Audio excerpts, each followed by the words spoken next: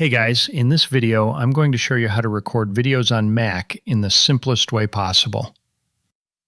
On Mac OS, the fastest way to record your screen is by pressing Shift-Command-5.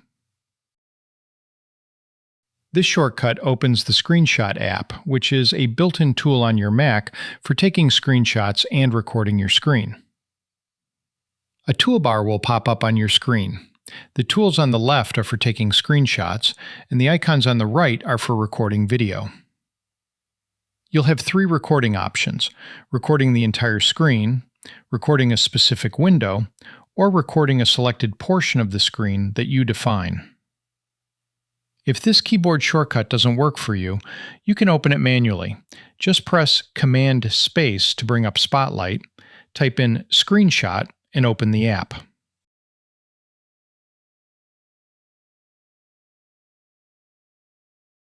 The same toolbar will appear.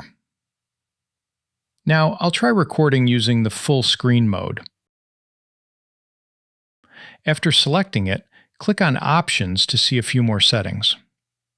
For example, under Save To, you can choose where your finished video file will be saved. It defaults to the desktop, but I'll change it to Documents. Next is the timer to set a countdown before recording starts. You can choose None, 5 seconds, or 10 seconds. Under Microphone, you can select your audio input if you have an external mic plugged in. Once your settings are dialed in, hit the Record button. Your Mac will now start capturing everything happening on the screen.